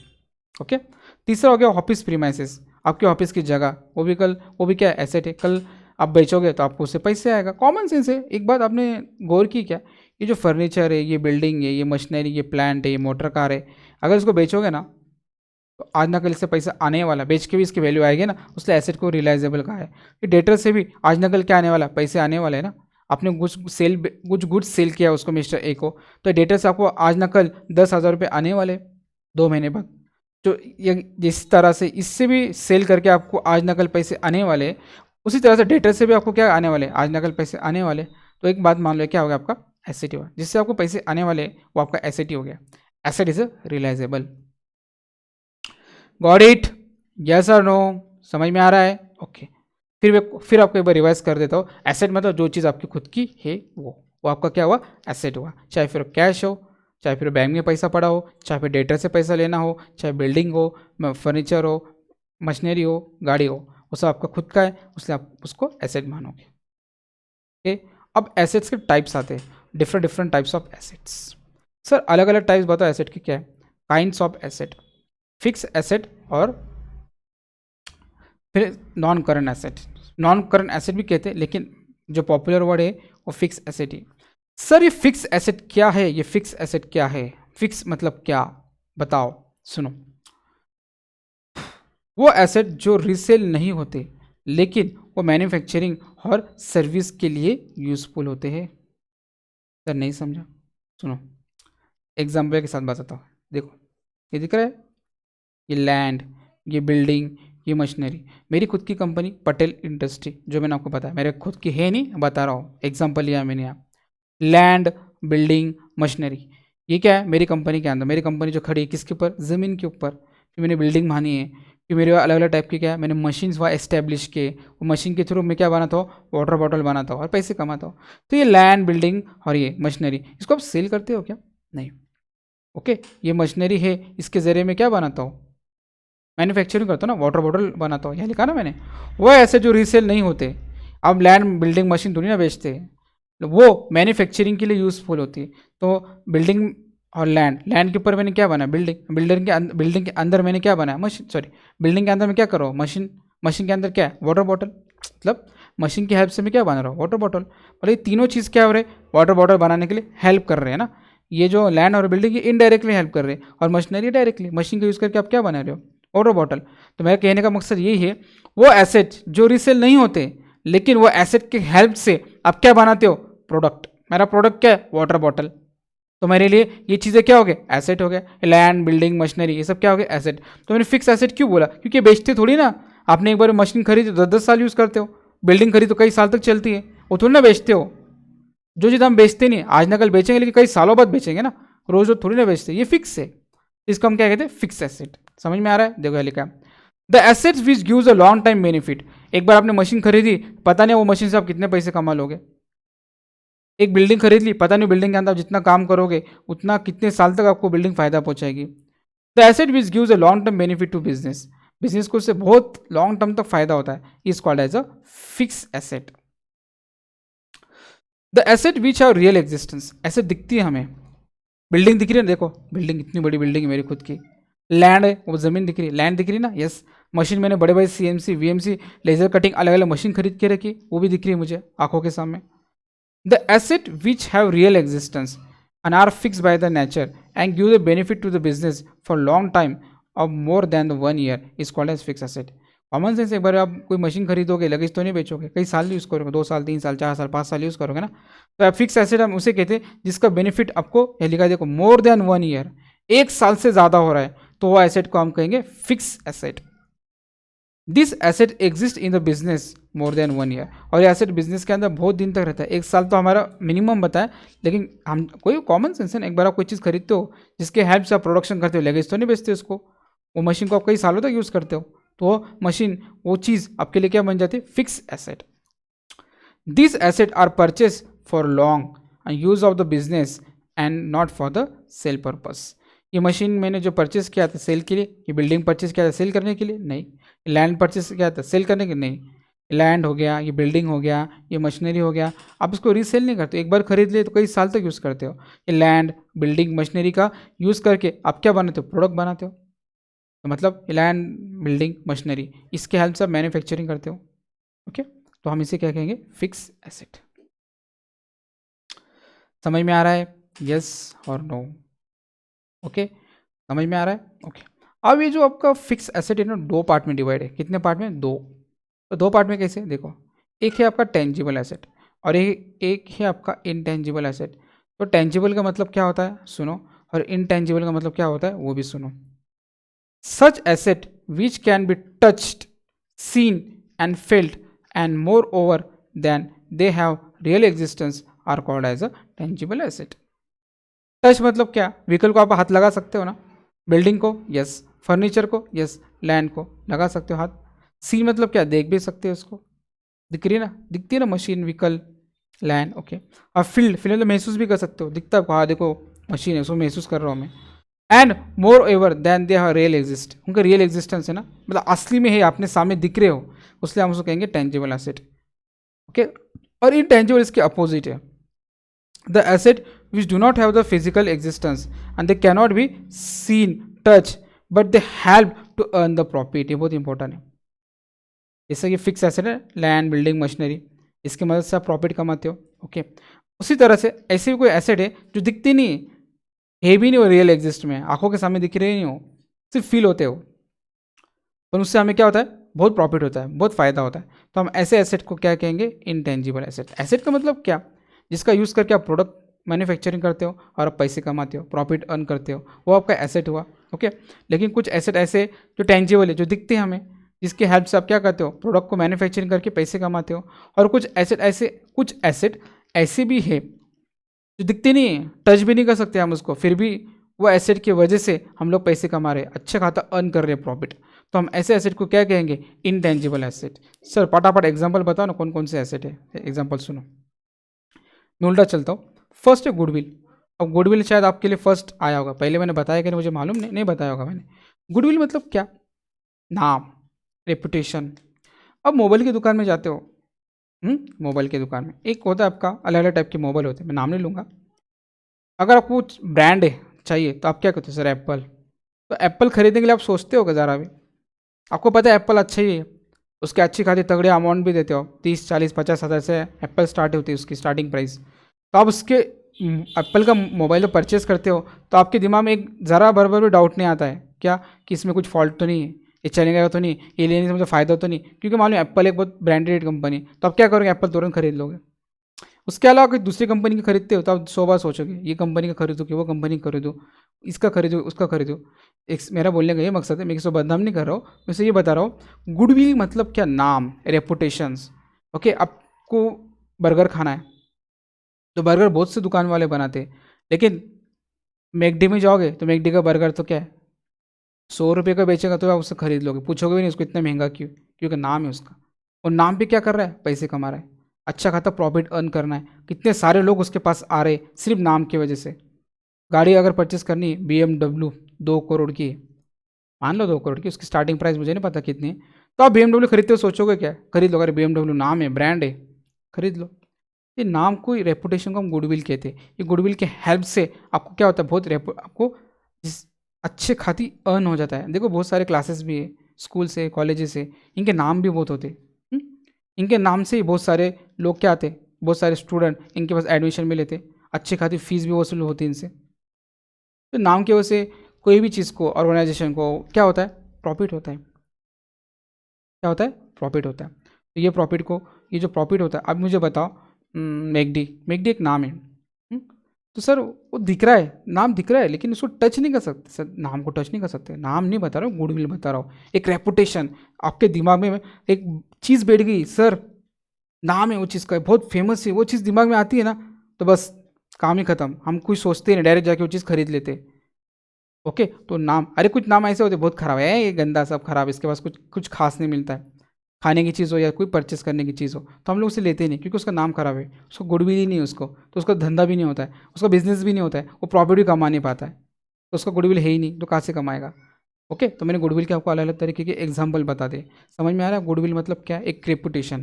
गुडविल आप पार्टनरशिप में और पढ़ोगे अलग से, आएगा तो बताऊंगा, आपसे इतना याद रखो।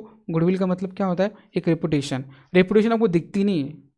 ओके, कोई सर का देखो, कोई बंदा है, कोई सर का बहुत नाम होता है मार्केट में, अरे ये सर का टीचिंग बहुत अच्छा है, तो नाम पे कितने सारे बच्चे जाते हैं। ओके, अच्छी खासी फीस भी वसूल होती है उनसे। मैं किसी बदनामी नहीं कर रहा हूँ, बता रहा हूँ, मैं सिर्फ गुडविल का मतलब बता रहा हूँ। गुडविल का मतलब क्या होता है, एक रेपुटेशन। रेपुटेशन की हेल्प से आपको बिजनेस के अंदर प्रॉफिट अर्न करने में हेल्प होती है। तो ये ऐसे ऐसे थे जो दिखते नहीं हमको, सिर्फ महसूस होते हैं। आप उसको फिजिकली टच नहीं कर सकते, देख भी नहीं सकते। सर नाम तो दिखता है ना, वो नाम नहीं, रेपुटेशन वाला नाम, वो हो गया आपको गुडविल। शायद आपको थोड़ा कम समझ में आया होगा, फिर भी गुडविल का मतलब होता है एक रेपुटेशन। रेपुटेशन की हेल्प से आपका क्या होता है, प्रॉफिट अर्न होने में मदद होती है, that is called goodwill. Sir pattern क्या होता है, सेकंड इज पैटर्न। पैटर्न का मतलब क्या होता है, देखो मैं हूँ, हम्म, चलो मैं क्या, एक कंपनी मोबाइल की, कोई भी एक्स वाई जेड कोई भी कंपनी हो। ओके, मैंने क्या किया, मेरी कंपनी ने, एक्स वाई जेड कंपनी ने क्या किया, एक मोबाइल लॉन्च किया मार्केट में। वो मोबाइल का कैमरा बहुत सॉलिड है, बेस्ट क्वालिटी का कैमरा है, एच डी कैमरा, इतना भारी कैमरा है उसका, क्या बोलूँ आपको। लोग वो कैमरा, वो कंपनी पे फिदा हो गए, वो कैमरा की वजह से वो जो कंपनी के मोबाइल की सेलिंग मार्केट में 3 गुना बढ़ गई, वो भी अच्छे खाते प्राइस में। तो ऐसा अगर हुआ तो दूसरी कंपनी वाले क्या करेंगे, वो भी कोशिश करेंगे कि ये कैमरा हमारे मोबाइल में भी आए, ताकि हमारे मोबाइल में अच्छे से बिके। तो मैं क्या करूँगा, एक्स वाई जेड कंपनी क्या करेंगी, वो कैमरे के क्या कर लेंगे, एक पैटर्न कर लेंगे। पैटर्न मतलब क्या, ऐसा कर लेंगे कि 1 साल 2 साल तक ये कैमरा कोई भी दूसरी मोबाइल कंपनी क्या ना कर सके, अपने मोबाइल में वो कैमरा डाल ना सके। नहीं समझ में आ रहा, मतलब अब सब एक्स वाई जेड कंपनी, उसने क्या किया कि एक मोबाइल बनाया, मोबाइल में फीचर्स भी अच्छे, प्लस कैमरा तो और अच्छा है, इतना बेस्ट क्वालिटी का कैमरा है कि वो कैमरा की वजह से बहुत लोग क्या कर रहे, उनकी मोबाइल खरीद रहे, 3 गुना ज़्यादा उनकी सेलिंग बढ़ गई, वो भी अच्छे खाते प्राइस में। तो दूसरे मोबाइल कंपनी क्या करेगी, वो भी ये कोशिश करेगी ना कि ये कैमरा जो है, ये कंपनी का एक्स वाई जेड कंपनी का जो कैमरा है, हम हमारी कंपनी हमारे मोबाइल में डालें। अगर ऐसा कभी होता है, तो अगर कभी दूसरी कंपनी ये कैमरा डालना शुरू कर दी, तो एक्स वाई जेड कंपनी की सेलिंग थोड़ी कम हो जाएगी ना, क्यों, क्योंकि लोग वहाँ भी जाएंगे लेने के लिए। तो जो लोग वहाँ जाएंगे, तो जो लोग वहाँ चले गए, तो उतने सेलिंग की कम हुई ना। ये सर नो, तो मैं जब पैटर्न करा लूँगा ना, पैटर्न का मतलब ये होता है कि जब मैं पैटर्न कराऊंगा तो मैं इसमें लिख लूँगा कि 2 साल तक कोई भी कंपनी, क्या ये जो कैमरा मैंने इन्वेंशन किया है, वो कोई भी कंपनी ये कैमरा अपने मोबाइल में फिट नहीं करेंगी। 2 साल तो मेरी मज़ा होगी ना, 2 साल तो मैं जितना चाहे उतना अच्छे खाते प्राइस से वो बेच के पैसे कमा सकता हूँ। समझ में आ रहा है, तो ये पैटर्न ने क्या किया, मेरा प्रॉफिट अर्न करने में हेल्प की। दिख रहा है क्या पैटर्न, पैटर्न का है, दिखाओ मुझे पैटर्न। कोई बंदा है क्या, गाड़ी की कोई पैटर्न, कोई फर्नीचर है, व्हीकल है, नहीं ना, वो दिख रहा है आपको, नहीं दिख रहा है ना। वो एक पैटर्न है, वो कंसेप्ट है जिसके हेल्प से आपकी अर्निंग क्या हो रही है, अच्छी हो रही, तो that is called pattern. Okay, ये देखो पैटर्न।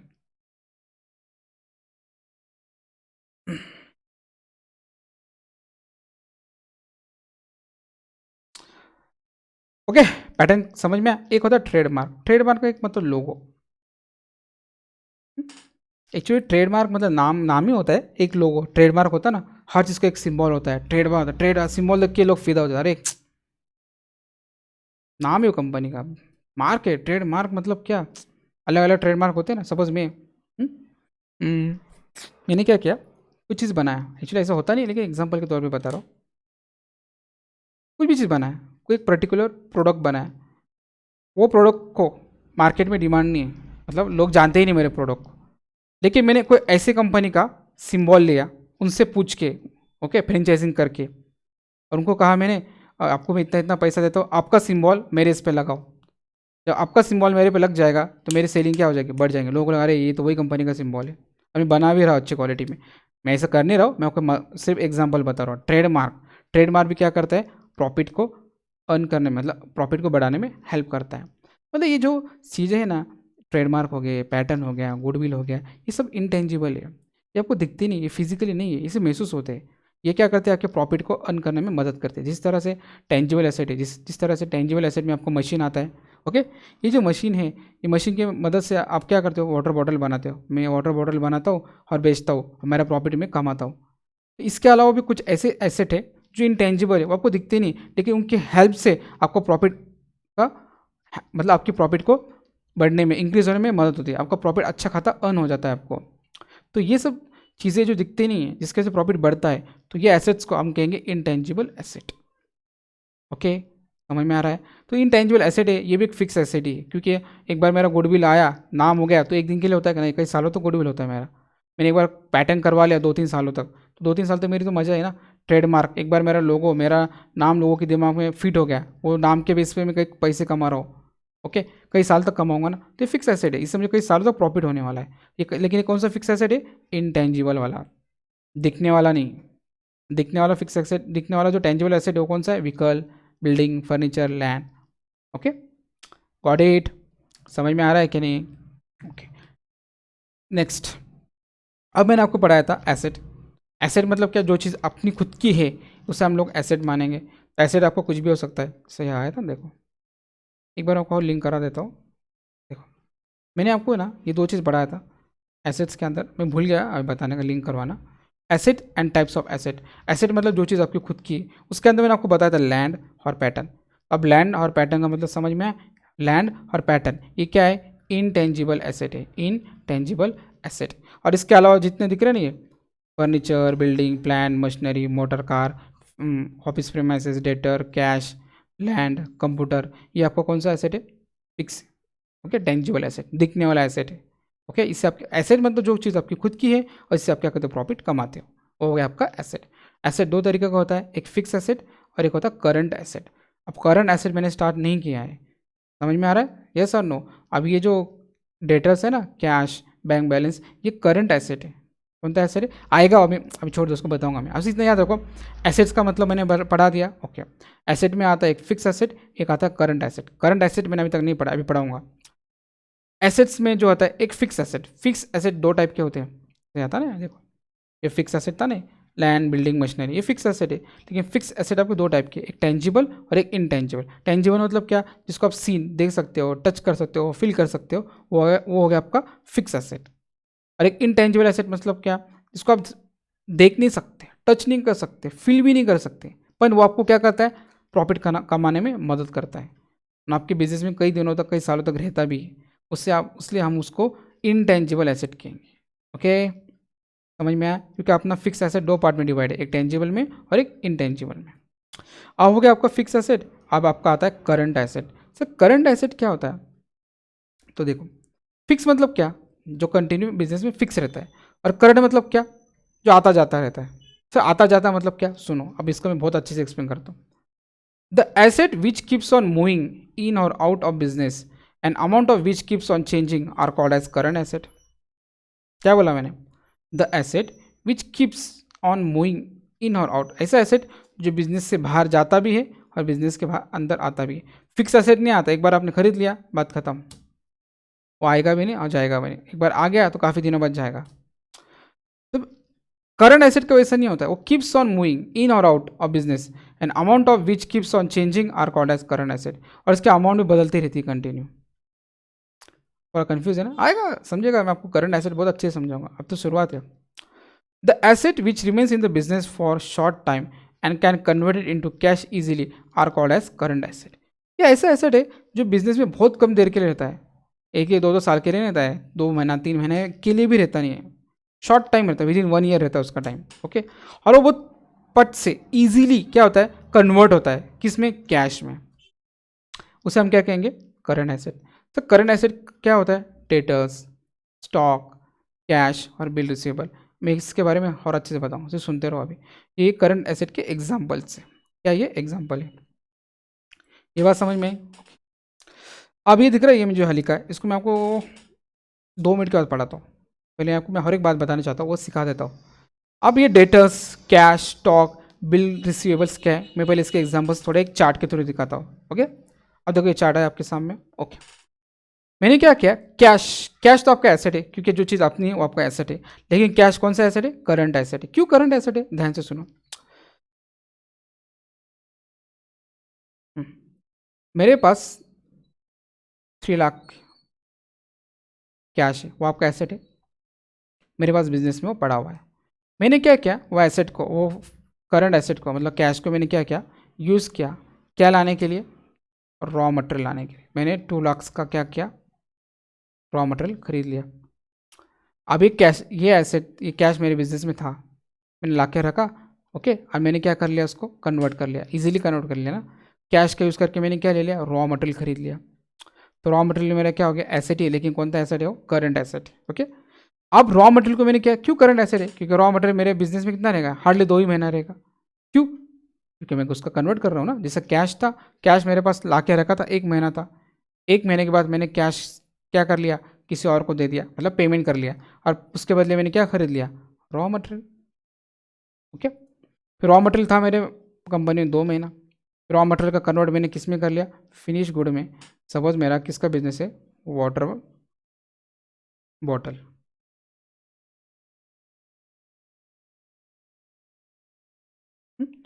वाटर बॉटल मैन्युफैक्चरिंग का मेरा बिजनेस है। मैं क्या बनाता हूँ, वाटर बॉटल बनाता हूँ। तो मैंने वाटर बॉटल बनाने के लिए क्या खरीदा, प्लास्टिक खरीद लिया, ओके। तो प्लास्टिक क्या हुआ, मेरा रॉ मटेरियल हो गया, ओके। तो ये प्लास्टिक खरीदने के बाद ध्यान से सुनो, मैंने क्या किया, प्रोसेसिंग किया, उसको क्या बना दिया, फिक्स फिनिश गुड, मतलब उसको स्टॉक बना दिया। तो स्टॉक मतलब क्या, आपके सुनो, ये जो वाटर बॉटल थी, ठीक है, मैंने 2 लाख का क्या कर लिया, रॉ मटेरियल परचेस कर लिया वाटर बॉटल बनाने के लिए। अब देखो, ये मैन्युफैक्चरिंग मतलब रॉ मटेरियल खरीदने के बाद जब मैंने मैन्युफैक्चरिंग किया, तो मैंने 10,000, कितने, 10,000, T4,000, 10,000 वाटर बॉटल बनाया, और बना के मैंने अपने गोडाउन में रख दिया। तो ये भी क्या हो गया, मेरा एसेट हुआ ना। अब ये 10,000 बॉटल आज न कल, मतलब 1 महीना 2 महीने के अंदर वो कहाँ हो जाएंगे, मैं बेच दूंगा। क्या कर दूंगा, मैं बेच दूंगा। तो फिनिश स्टॉक, तो मेरा बोलने का मकसद ये जो साइकिल है ना, ये सब एसेट ही है। ये कौन सा एसेट है, करंट। कौन सा एसेट है, करंट, क्योंकि इन सबसे मुझे क्या आने वाला है, पैसे आने वाला है। कैश था, कैश का कन्वर्ट मैंने रॉ मटेरियल में कर लिया, रॉ मटेरियल का कन्वर्ट मैंने फिनिश गुड में कर लिया, मतलब रॉ मटेरियल से मैंने क्या बना लिया, वाटर बॉटल, हाँ प्लास्टिक का वाटर बॉटल बनाया ना मैंने। अब 1 मंथ के बाद मैंने क्या कर दिया, ये 10,000 वाटर बॉटल मिस्टर ए को दे दिया। क्या कर दिया, मिस्टर ए को। मेरा प्रॉफिट मैंने निकाल के ये 10,000 के वाटर बॉटल थे ना, 10,000 वाटर बॉटल थे, ओके। मैंने वो 2 लाख में बेच दिया, ओके। 2 लाख प्रॉफिट ऐड करके मैंने 2 लाख में बेच दिया। अब फिनिश गुड का कन्वर्ट किस में हो गया, बेच दिया ना मैंने। अब डेटर में कन्वर्ट हो गया ना, क्योंकि डेटर नहीं ले लिया ना।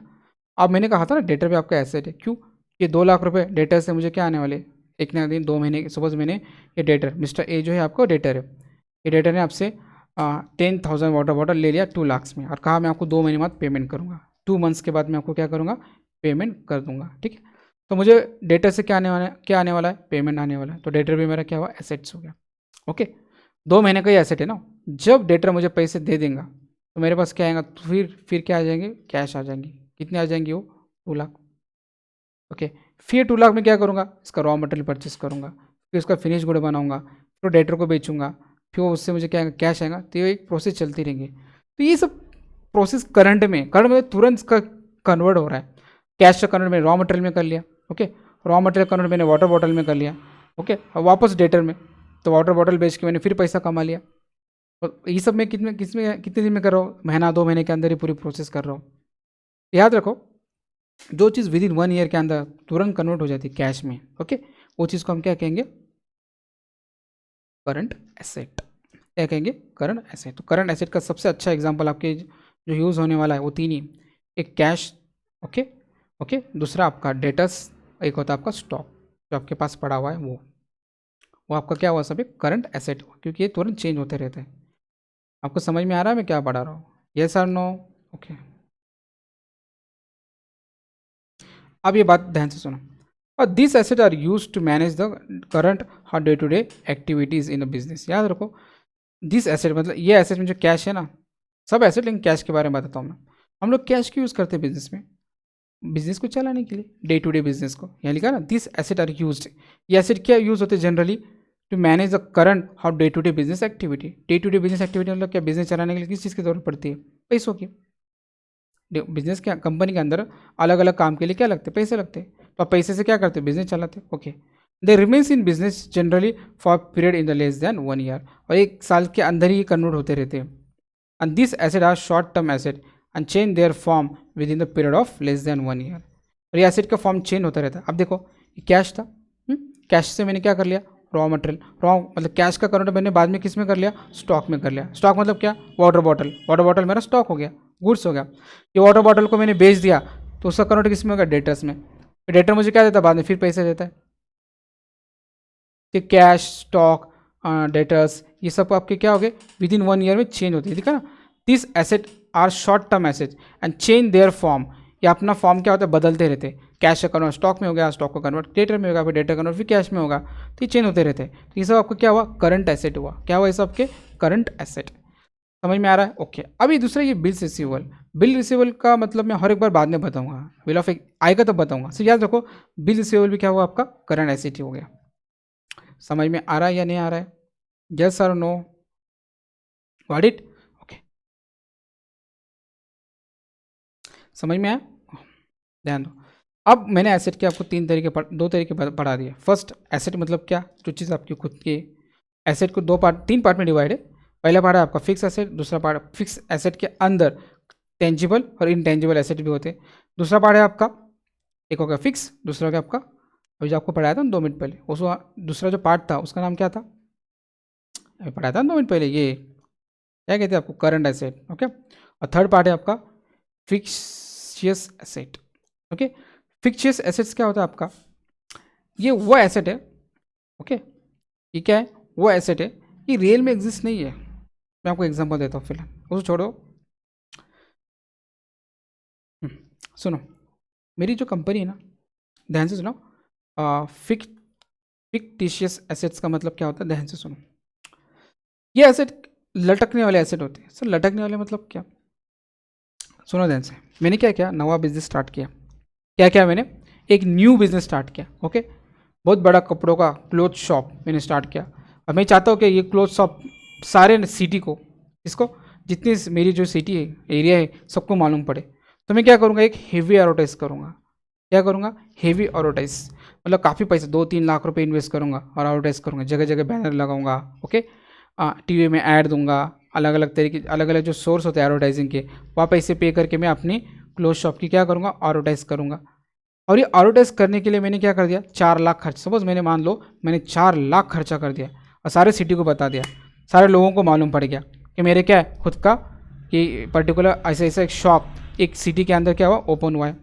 तो इसका फ़ायदा मुझे कब तक होगा, काफ़ी दिनों तक होगा ना, क्योंकि मैंने आज वन टाइम इन्वेस्टमेंट कर ली। इन्वेस्टमेंट मतलब मैंने पैसे खर्च कर दिए एडवर्टाइज के लिए, लेकिन इसका फ़ायदा मुझे क्या होगा, काफ़ी दिनों तक होगा। लोगों को दिमाग में रहेगी बात, हाँ यार ये सर ने क्या क्या इतना इतना, सॉरी, ये लोगों के दिमाग में एक बात तो रहेगी कि भाई इस सिटी के अंदर एक पर्टिकुलर सिटी में एक पर्टिकुलर क्लोथ की शॉप ओपन हुई जहाँ बहुत अच्छे क्वालिटी के कपड़े मिलते हैं। तो इसका फ़ायदा मुझे काफ़ी दिनों तक मिलेगा ना।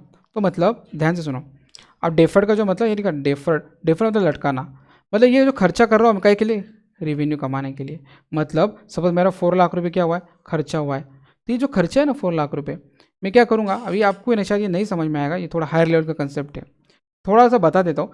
ये जो 4 लाख है ना, अभी मैंने क्या किया, एडवर्टाइज के ऊपर क्या क्या खर्चा किया। ये जो खर्च मैं कर रहा हूँ ना 4 लाख, ये बहुत बड़ा हेवी एडवर्टाइजमेंट है। तो ये जो खर्चा है ना, मैं प्रॉफिट एंड लॉस अकाउंट में, ध्यान से सुनो मैं क्या बता रहा हूँ, प्रॉफिट एंड लॉस अकाउंट के अंदर पूरा 4 लाख नहीं डालूंगा मैं।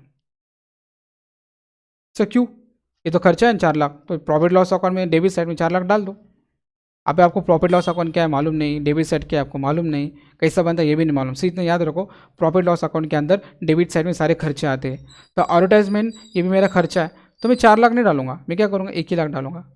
पहले साल खर्चा 1 लाख डालूंगा, फिर 2 साल में 1 लाख, 3 साल में 1 लाख, 4 साल में, चौथे साल में इसका आखिरी, हर साल एक एक एक लाख रुपये करते हुए चारों साल में क्या करूँगा, प्रॉफिट लॉस अकाउंट में डालते रहूँगा इसके खर्चे। सर ऐसे क्यों, सर इसका फ़ायदा भी मुझे 4 साल हो रहा है ना। सपोज मैंने मान लो, फ़ायदा तो कितने साल तक होगा मुझे मालूम नहीं, लेकिन मैंने 4 साल कंसिडर कर लिया है, कुछ एज्यूम कर लिया।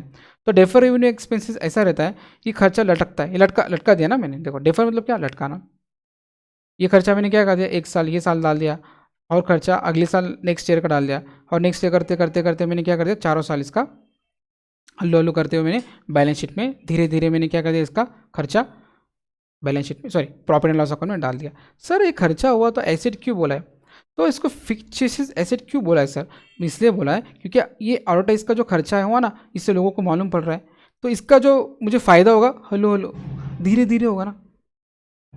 आज लोगों मेरे अभी कॉमन सेंस है, कपड़े की दुकान अगर ओपन हुई तो मुझे मुझे मालूम पड़ गया, मैं तुरंत जाके खरीदी करूँगा क्या, नहीं, मेरे दिमाग में रहेगी। उसके बाद जब मुझे लगा 2 महीने 3 महीने 1 साल बाद मैं क्या करूँगा, जाके परचेस कर लूँगा। तो मेरे यही कहने का मकसद है कि जो मेरा खर्चा हो रहा है ये फ्यूचर के लिए हो रहा है, काफ़ी दिनों तो मुझे इसका फ़ायदा होगा, इसलिए ये एसेट्स को, तो ये खर्चा कर रहा हो किसके लिए कर रहा हो, फ़ायदा करने के लिए ना। तो ये जो मैंने एडवर्टाइज़ किया इससे मुझे मेरा प्रॉफिट क्या होगा, बढ़ने वाला है। जिस चीज़ से प्रॉफिट बढ़ता है उसको हम क्या कहते हैं, एसेट ही कहेंगे ना, समझ में आ रहा है। लेकिन एसेट क्यों डिफर्ड है, क्योंकि इसके फ़ायदा मुझे धीरे धीरे होने वाला है। जब फ़ायदा धीरे धीरे होगा तो मैं खर्चा भी धीरे धीरे डालूंगा ना। आज 1 लाख का डाल लिया, फिर अगले साल 1 लाख का डालूंगा, फिर नेक्स्ट ईयर नेक्स्ट से करते करते नेक्स्ट, ऐसे 4 साल में 4 लाख रुपए में स्लो स्लो पीएनएल अकाउंट में से खर्चा डाल दूंगा। अब शायद आपको ये नहीं समझ में आ रहा होगा, सर ये नहीं समझ में आ रही है बहुत, देखो इतने समझ लो। फिक्टिशियस एसेट आपके वो एसेट होते हैं, ओके, जो जो आप मतलब वो एसेट ऐसे होते जो आप खर्चा अब कर देते हो, खर्चा करने के बाद, खर्चा करने की वजह से उसका फ़ायदा आपको काफ़ी दिनों तक होता है। सर तो मशीन का भी फ़ायदा काफ़ी दिनों तक होता है ना, नहीं वो पता लगे, मशीन दिखती है आपको, ये दिखती थोड़ी है। ओके ध्यान से सुनो, देखो, they are not real asset but certain expenses which bring about very long benefit of business. लेकिन ये ऐसे खर्चे होते हैं जो करने की वजह से आपको काफ़ी दिन तक इसका फ़ायदा होता है। This asset are not presented by tangible position और प्रॉपर्टी, ये कोई प्रॉपर्टी नहीं है आपकी। अब मशीन है, मैंने आपको, आपने कहा सर मशीन क्यों नहीं, तो मशीन तो आपकी प्रॉपर्टी है ना, मशीन आपकी प्रॉपर्टी, आपने एक बार खर्चा कर लिया, आपने उससे काफ़ी पैसे कमाए, कल आपको उसको बेचोगी भी ना। लेकिन ये आपको ये जो एडवर्टाइजमेंट, ये आपको दिखता है कि एडवर्टाइज खर्चा क्या किया, नहीं, आपने खर्चा करके बात खत्म, ये सीन थोड़ी ना हो रहा है, दिखना, ये रियल नहीं है, ये not presented by tangible position, ये टेंजिबल पोजीशन में नहीं, लेकिन ये खर्चा ऐसा है, ये करने की वजह से आपको प्रॉफिट हो रहा है। And this are the imaginary asset do not have any exchange value. आपने क्या कर लिया, 4 लाख रुपये खर्च कर दिया, किसके ऊपर, एडवर्टाइज के ऊपर 4 लाख खर्च कर दिया, सारे नासिक में, नासिक सिटी का हो, सारे नासिक को मैंने मालूम पड़ गया, ओके। तो 4 साल तक क्या, अभी 5-6 साल तो जब लोगों को मालूम पड़ जाएगा तो मुझे ये एडवर्टाइज कितने साल तक फ़ायदा होगा, होगा कि नहीं होगा। तो ये जो मैं खर्चा कर रहा हूँ ये लॉन्ग बेनिफिट के लिए कर रहा हूँ, और ये खर्चा होने के बाद ऐसा थोड़ी मैंने एडवर्टाइज कर दिया अब एडवर्टाइज बेच के और पैसे कमाऊंगा। जैसे मशीन बेचते हो ना, मैंने कहा ना एसेट क्या है, रिलायजेबल है, कौन सा है ना, रिलायजेबल। तो रिलायजेबल जो है वो एक बार बेच, आपने खरीद लिया, यूज़ कर लिया, बेचने के बाद आपको क्या होगा, वापस प्रॉफिट होगा, मतलब वापस आप पैसे उसका वसूल कर लोगे ना। लेकिन एडवर्टाइज आपने एक बार खर्च कर दिए पैसे तो आपको प्रॉफिट होगा, लेकिन बेची थोड़ी, वापस एडवर्टाइज बेच सकते हो क्या, नहीं। उससे आप उसको बोला this asset have no realisable value. समझ में आया, सर नहीं आया, आप बहुत कंफ्यूज कर रहे हो, घड़ी घड़ी एक ही बात को बता रहे हो। चलो ठीक है, मैं आपको थोड़ा शॉर्ट में बताता हूँ, इसको छोड़ दो। क्या होता है फिक्टिशियस एसेट्स का मतलब क्या होता है, ये ऐसे एसेट्स होते हैं, ध्यान से सुनो आप, इन ये एसेट्स, अब थोड़े देर फिक्टिशियस एसेट को बाजू में रखो। ये एक ऐसा काम होता है, एक ऐसा खर्च होता है जो आप करते हो, क्या करते हो, खर्चा कर देते हो। खर्चा करने की वजह से आपको क्या होता है पता है क्या, इससे कई दिनों तक फ़ायदा होता है, कई दिन क्या कई सालों तक फ़ायदा होता है। ये फ़ायदा होने की वजह से ये खर्चों को हमने एसेट मान लिया है, ये बात याद रखो। और ये जो खर्चा, ये खर्चा करने की वजह से कई सालों तक फ़ायदा होता है ना, तो ये खर्चा हम लोग क्या करते हैं, जितने साल तक फ़ायदा होगा ना, तो ये जो हमने खर्चा किया ना 4 लाख रुपये, तो ये प्रॉफिट एंड लॉस अकाउंट में ये खर्चा हम क्या करेंगे, एक साथ नहीं डालेंगे, 4-5 साल तो थोड़ा थोड़ा करते करते हम इसका खर्चा डालते रहेंगे, क्योंकि इसका फ़ायदा भी हमें काफ़ी दिनों तक हो रहा है। इसलिए हमने इसको क्या क्या किया, फिक्टिशियस एसेट किया है। और ये एसेट आप लोग क्या करते हो, बेच नहीं सकते ना, क्योंकि आप खर्च करने चीज़ थोड़ी बेच सकते हो, खर्चा कर दिया बात खत्म। तो this asset are not realisable value, और ये एसेट आपको दिखती भी नहीं, तो ये टेंजिबल पोजीशन में नहीं है। एक इमेजिनेशन क्या है, एक इमेजिनरी एसेट है, हमने मान लिया ये एसेट है, एसेट नहीं है लेकिन मान लिया। अब उसी तरह से प्रीलिमिनरी एक्सपेंसेस, क्या बोला मैंने यहाँ, प्रीलिमिनरी, प्रीलिमिनरी मतलब पहले, कंपनी स्टैब्लिश होने से पहले आप कुछ खर्च करते हो, जैसे कि कुछ लीगल डॉक्यूमेंट है, कुछ लीगल प्रोसेस है, कुछ भी ऐसे डॉक्यूमेंट बनवाने के लिए, लोन लेने के लिए, कोई लीगल प्रोसेस करने के लिए आपने जज मतलब वकील को या किसी चीज़ को, कोई बंदे को आपने क्या कर दिया, कुछ पैसे दे दिए, कुछ फीस दे दी, कुछ प्रोसेसिंग फीस दे दी, इसको होते प्रीलिमिनरी। प्रीलिमिनरी मतलब कंपनी स्टार्ट होने से पहले के खर्चे, एक बार आप खर्चा कर देते हो, खर्चा करने के बाद कंपनी स्टैब्लिश करते हो, फिर प्रॉफिट कमाते हो। तो ये preliminary expenses, defer revenue expenses, ये खर्चे हैं। ये खर्चों को आपने एसेट क्यों बोला है? क्योंकि खर्चे से आपको आगे फ़ायदा होने वाला है, काफ़ी दिनों तो फ़ायदा होने वाला है, उससे इसको फिक्चिस है। फिक्चिस मतलब इमेजिनरी, ये एसेट है नहीं ओरिजिनल में, हमने मान लिया ये एसेट है क्योंकि इससे हमें काफ़ी दिन तक फ़ायदा होने वाला है। ओके, हार्ड एंड सोल ज़्यादा यूज़ नहीं होता है। फिर आपको कभी कभी एग्जाम में आएगा डेफर रेवेन्यू एक्सपेंसेस क्या होता है, ये एसेट ही होता है। लेकिन कौन सा एसेट होता है? फिक्टिशियस। कौन सा एसेट है? एक फिक्टिशियस एसेट है। ओके, और फिक्टिशियस एसेट ये रिलाइजेबल नहीं होते। समझ में आ रहा है मैं क्या बता रहा हूँ? ये इमेजिनरी होते हैं। ओके, और देखो this asset are not presented by tangible, ये टेंजिबल पोजीशन में भी नहीं होते, बस हमने मान लिया इमेजिनरी। क्यों मान लिया? क्योंकि इससे ये खर्च करने के, हम पर्टिकुलर चीज़ पे खर्च कर रहे हैं, खर्च करने की वजह से हमें प्रॉफिट हो रहा है, उससे पर्टिकुलर चीज़ को हमने एसेट मान लिया। तो preliminary expenses, defer revenue expenses, ये खर्चा है। लेकिन खर्चा क्यों है? ये खर्चा है, लेकिन हमने इसको फिक्टिशियस एसेट क्यों मान लिया? क्योंकि इसका आपको फ्यूचर में प्रॉफिट होने वाला है। बस दैट्स ऑल, इतना ही है। समझ में आ रहा है? यस और नो? ओके, मैं आपको नेक्स्ट लेक्चर में लायबिलिटीज़ के बारे में पढ़ाऊंगा। What is liability and types of the liability. Okay, यहाँ तक समझ में आया? ओके, हमने क्या पढ़ा पहले? Transaction, types of transaction. Transaction के एक मॉनिटरी ट्रांजेक्शन, एक non monetary transaction. Monetary transaction के अंदर क्या क्या होता है? एक कैश ट्रांजेक्शन होता है और एक क्रेडिट ट्रांजेक्शन होता है। ओके, और नॉन मॉनिटरी ट्रांजेक्शन में होता है बार्टर सिस्टम। बार्टर सिस्टम में क्या होता है? मनी के गुड्स के बदले गुड्स, उसलिए हम बार्टर सिस्टम अकाउंटिंग में नहीं यूज़ करते। ओके, उसके बाद ट्रांजेक्शन के बाद हो गया, तो हमारा सेकंड जो टॉपिक था वो क्या था? गुड्स और एसेट। गुड्स था, गुड्स मतलब क्या? वो चीज़ जो आप क्या करते हो, बेचने के लिए लाते हो, वो आपका क्या हुआ? गुड्स हो गया। और एसेट मतलब क्या? जो चीज़ आपकी खुद की, ओके, जो चीज़ आप बिजनेस में यूज़ करते हो, काय के लिए? प्रोडक्शन करने के लिए, वो आपका क्या हो गया? एसेट्स हो गया। एसेट्स के क्या होता है? टाइप्स होते हैं, एक होता है फिक्स एसेट, एक होता है करंट एसेट। और फिक्स एसेट के बारे में मैंने आपको बताया था। फिक्स एसेट आपका क्या होता है? वो एसेट, फिक्स एसेट भी दो पार्ट में डिवाइड है, एक टेंजिबल में और एक इनटेंजिबल में। टेंजिबल मतलब क्या? जो आपको दिखते हैं। ओके, और इनटेंजिबल मतलब आपको दिखते नहीं है। टेंजिबल एसेट मतलब क्या? जिस एसेट से आप क्या करो? प्रॉफिट अर्न कर रहे हो। और ऐसे एसेट भी आप प्रॉफिट अर्न कर रहे हो लेकिन आपको दिख नहीं रहे, तो हम उसको कहेंगे intangible asset. For example goodwill, pattern, trademark, ये सब आपके क्या हो गए? इंटेंजिबल एसेट हो गए। इसके बाद ये हो गया आपका क्या? एसेट्स। ओके, अब इसके बाद थर्ड जो आता हुआ एक फिक्टिशियस एसेट था। फिक्टिशियस एसेट एक ऐसे खर्चे होते हैं जैसे एडवर्टाइजमेंट, जैसे defer revenue expenses. Defer revenue expense मतलब क्या? मैंने किसके ऊपर खर्च किया? एडवर्टाइज के ऊपर खर्च किया। कितने? एक हेवी एडवर्टाइज कर ली 4-5 लाख की। ओके, 4-5 लाख की मैंने एडवर्टाइज के ऊपर परचेस कर दिया और सारे नासिक सिटी को बता दिया मेरा ये दुकान है, इसका फ़ायदा मुझे कई दिनों तक होने वाला है, उससे ये खर्चे को मैं खर्चा ना मानते मैं क्या मान लूँगा? जो खर्चा ही है वो। ओके, तो ये क्या हो जाएगा? फिक्टिशियस एसेट होगा। और ये फिक्टिशियस एसेट की जो 4 लाख है, मैं स्लोली क्या करूँगा? प्रॉफिट एंड लॉस अकाउंट में 1 बाय 1 लेके जाऊँगा। ऑडिट, यस और नो? समझ में आया? यहाँ तक मैंने आपको पढ़ा दिया। ओके, तो हम लोग अभी नेक्स्ट लेक्चर में मिलेंगे। नेक्स्ट लेक्चर में आपको मैं लायबिलिटी, टाइप्स ऑफ लायबिलिटी के बारे में पढ़ाऊंगा, और उसके बाद क्या और 4, 5, 6 जो भी टर्मिनोलॉजी आएगी वो 1 बाय 1 में आपको टीच करूँगा। Okay, bye.